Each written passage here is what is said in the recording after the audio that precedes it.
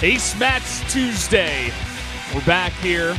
The first match was a quick 3-0 by CJ over Prime, but we do have an ace match here between SBENU and Samsung, and the players have been announced as Curious versus Reality. Yep. We've seen these two play against each other 2 months ago. Reality took it with late game BCs.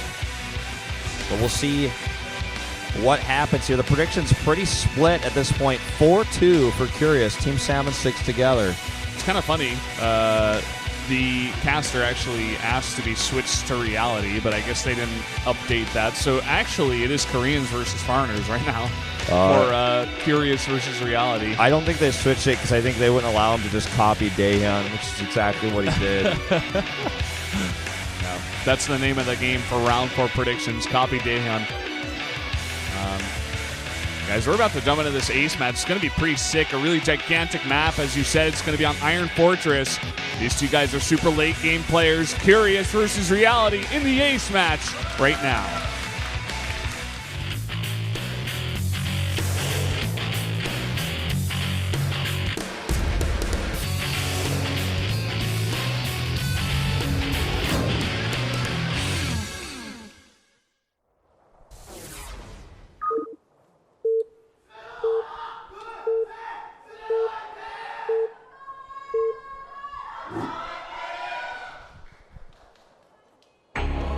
Down here in the bottom right, in the pink, our Zerg player, it is Curious.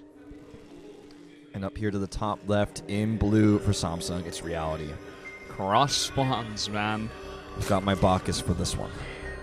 Yeah, man. This is the game we deserve now, especially after the Shrekkening that we had in the beginning of the day. Yeah. Going into that super long ZBZ, and then we get this one, cross map, Curious versus Reality. Do you think there's any opportunity for either of these players to say, my image is, very late game macro-oriented player. I'm going to do an all-in because he'll never expect it on this big map? No. No, not a chance. I don't Okay. think, well, All right. I understand your idea, but I think that's, like, Sue does that, right? Sue did that on this map at these positions and won. Actually, it was on Cactus Valley at cross positions, another big map, but somewhat similar sort of layout, 4-player map. He did that, and he's the type of player who would change it up. But these players don't really like to do that. We very rarely see either of these players do all-ins. Curious, more known to do all-ins than Reality, but still very rarely. All-ins also in this matchup pretty weak, especially at cross spawns, which I don't know yet. But it's just a better idea to go CC first and then slowly transition up into mech. If he goes bio, that would really surprise me. For those of you guys who don't know, the longest game in StarCraft 2 Pro League history was, 2 hours and 40 minutes or something like that? Around there. When it was Reality versus Sulky on Star Station. Yep. When Sulky was on SKT, and that was me and you casting that. I think it was like round 2 of Pro League last year, and we stayed until something like 1 a.m. because after that match happened, it was actually just a stalemate. It was a draw. Neither player could kill each other. It was Swarm Host versus Mech. The Swarm Host kept running around the circle, the donut in the middle of the map, and they just could not be caught. It never happened. And eventually they just remade it, and the next game was 50 minutes long as well. So it was quite the fantastic and eventful evening that we had. It was really funny, too, because I actually really want to go back and watch that VOD. I definitely will soon. It was really funny because Reality was so confident that Sulky could never kill him. In fact, he was the one who asked for the pause, and Sulky was like, "No, I can kill you." Yeah. And he was like, "Okay." Then he just spammed scans on top of Sulky's entire army and dropped mules on it, being like, "Okay, then kill me." Yeah. Then Sulky He was taunting him. So then the referee, who saw that it was like clearly looking like Sulky could not win, asked him to pause, and then Sulky again said, "No, I can win this game. I can kill him." So I was actually of the mind that it may have been possible, but it would have taken something like 4 more hours. Well, I mean, it would have been possible only if Reality allowed him to move into a better position. Like the composition he built, he'd have to throw away his Swarm Host to make better units to win the game, and then if that happened, Reality could win the game. So it was just unlikely to happen. And so Sulky denied the stalemate twice. And then after the third time, he said, yes, okay, we can regame. Then the regame, like you said, was like 45 minutes long. Yep. It went on forever. And who won that in the end? Was that Sulky? I think it was Sulky. I think it was Sulky who won in the end. You know what? I'm going to look that up now. Yeah, that's a pretty important game. I'm glad we're talking about this because, I mean, these are two guys that could easily... Reality was one of the guys that was in that match. And Curious, a Zerg, I feel like even more suited towards that kind of match than Sulky was. I mean, Sulky also a very macro-heavy, longer game type of Zerg. But Curious, he's also got that title here a bit. We are going to see, talking about this game just a bit as Wolf searches for this game. It's going to be pretty standard. Reality, as you expected, is not going to put on too much pressure. He's just going to go for a very early third base in the face of Curious. He shows it. It's at the wall. It's really going to bolster it against any kind of baneling or any kind of bust all in from Curious. And meanwhile, back at the base of Curious, he's just making drones after drones after drones. No third base just yet. And no lair, nothing like that. He's getting up to 100 gas here. We'll see maybe if he does go into that 2-base lair. A pretty common strategy for this map. That third base is pretty far out there, and if the Terran's going to go for any kind of an aggressive play, you can definitely be shut down at that third base. It's very hard to get the creep over there and to defend against those types of plays. Taking all the gas now as that lair does come up. Probably going to start off with mutas, as is the way of things. We do see a Banshee on the way. Not something you see all too often in this matchup. These days, you do see it in the TVT matchup more often. And Reality just making so many Hellions. Wolf is having trouble finding that game. I give up. It's too many things to look through, and there's no easy answer. But I'm pretty sure that Sulky won in the end, with just more aggressive play and not being as passive. I mean, if we're wrong and someone actually knows and looked it up, you can tweet at us. I'm at Brendan Valdez. He's at Proxy Wolf. Yeah, please do. We're gonna see Bio. What? W-A-T Wolf. And I think it's gonna cost Reality this game, because I really think that if you want to play straight up Bio versus Curious, he's just better than you. I think trying to use the map, just trying to use the map and trying to use That's Meg. such an absolute statement. It's like, oh, I mean, it is, and it's like I kind of feel bad about saying it, but let's see if you can prove me wrong. That's my prediction, right? Yeah. I look at this and I go, I do agree with you. I think Reality's chances get much higher if he's playing mech. It's what he's comfortable with. It's a very strong style these days. This isn't the best map for it, but part of that is because it's hard to defend 4 bases. But when you're going against Curious, you're not going to be dealing with too much aggression. I feel like he could have done it if he wanted to.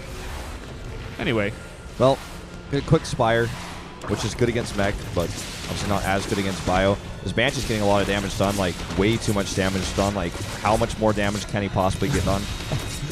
7 kills and force a sport cancel. Yeah, just like I was saying, you don't see it too often. And if when you do this kind of thing, your opponent is not expected, you can definitely surprise him and get a bunch of kills. This is when Curious is like, wait, not mech? Not Hellion pressure? Yeah. Where's the second Banshee, Just going to see what Curious has seen so far in Reality's base. Not a whole lot, to be honest. Did see a second barracks and stim research, though. Okay. Well, so he's got a good idea of what's going on. He saw Tech Lab was spinning. And, it could be fake, but that's pretty good information. He has a baneling nest. He has there. He should probably start baneling speed in the near future, but at cross spawns, he doesn't need it right away. His creep spread is already starting to be pretty healthy. Curious just like adjusted his mouse pad. Not sure what was going on there. We do see the melee upgrades coming up here for Curious, so he has identified this. He does know. Bad creep dreamer. It's a macro hat to spot. It's true.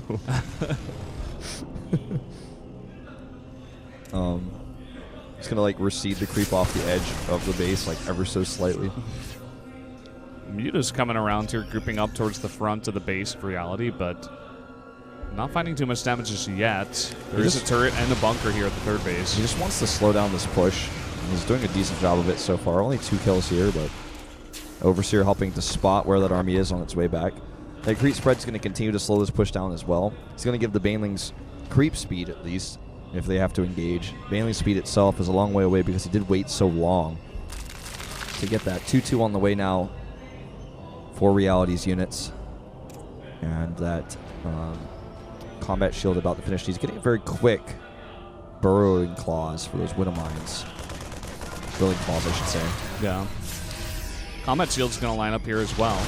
Good control here by Curious, realizing there's very few mutas here. Very few Marines here, so trying to use those mutilas to kill as best as he can any of the Hellbats or perhaps damage those medevacs. Curious has spotted this drop coming in too, and it's going to pull Curious's army a bit out of position, but he will be able to shut it down. Giving some time here for Reality to clear up some creep. The Baneling's coming forward. Not the best. It's a lot of them exploding there on the Hellbats in the front. He still has 6 more Banes, and these are going to have speed in 12 seconds, so that's important to note. You know, if he had lost all of his Banes there and didn't have any, that would be really concerning. But again, bought him a bit more time. Well, Reality takes a pretty significant supply lead here. Leonok needs that 4th base. He needs it saturated. It's almost finished.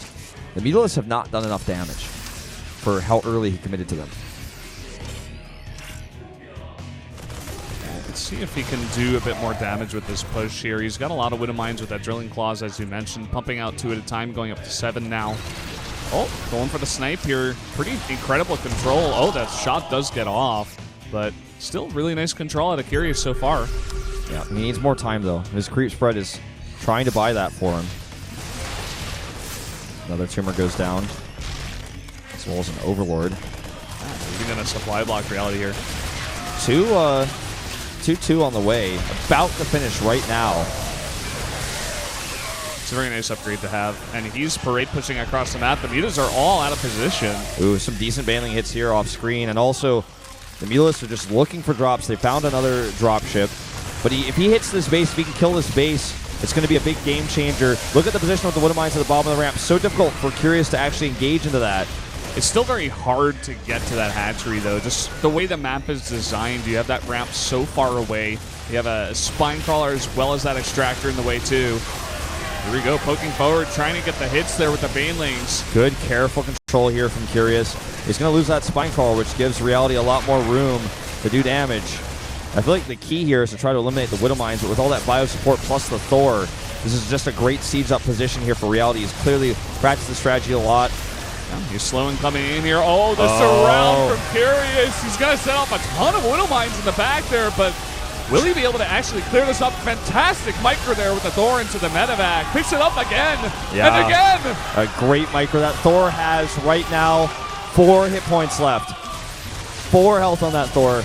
And that micro is what's going to probably win Reality this game. Without it, Curious would have been able to push that back. He forced a lot of friendly fire on those Widow Mines. Oh, he's losing so many of his mutas here. Just fighting straight up with Lings, no Banelings, and the parade push continues. Yep, this is just too much. Oh, the GG Reality. Fantastic bio play there. Taking down Curious. Some of the highest pitched fangirl screams I've heard in a while. With this win, the chances of Samsung making their very first playoffs become very real. Very, very real, man. Oh, yeah. They needed this win. You said it before. They're going to go up to 4-2 with this one and a +3 indicator. Their next opponent, though, is KT. And KT's going to be fighting hard as well. They need a win to possibly make playoffs themselves. Next week's matches are going to be so sick. Now, SBENU, on the other hand, with this loss, does hurt their chances, but we'll have to look at the indicator points a lot more closely because against Prime, you know, they are primed, pun intended, to take you know, a 3-0 score and to finish with the best possible indicator. Curious, understandably not happy here. He is the ace player for SBENU, and he was sent out in the ace, and he failed to do his job. Yeah. And, you know, it looks like the choice to go bio, you know, I totally apologize. You know, I really thought he wasn't going to be able to be Curious with it. Curious's Baneling speed really late, and the Widow Mine positioning in that engagement with Thor's support is really good. It only at the very end did Curious realize they needed to go from behind. Then he didn't take a good enough engagement. The Thor micro was amazing. And that's what won Reality that final game to give Samsung the 3-2 win. It was a very systematic push out of Reality, that bio push. It seemed very polished and practiced. Like every step that he took, he was doing for a reason. Hold that thought. Look at this. Look at this. This is the closest finishing of a round I think Unreal. we've ever had in Pro League. 3 tied scores, 3-3-0 indicator. SBENU MVP and KD Rolster. Everything that happens next week is going to decide everything. And Samsung isn't even necessarily in at this point. Yeah, they're definitely not. I mean, we got SBENU going up against Prime. If they get 3 points, they're almost a shoo-in for the playoffs. And just taking a look now at the winners' rankings, Hero will tie with Zest up at 20. Keep in mind that both Hero and SOS tied at 20 at the end of the round last year. Yep. Or at the end of the season, I should say. Yeah. Of course, next week is going to be their only chance to get an extra win. I'm sure both those guys are going to be fighting to get 21 wins instead of 20.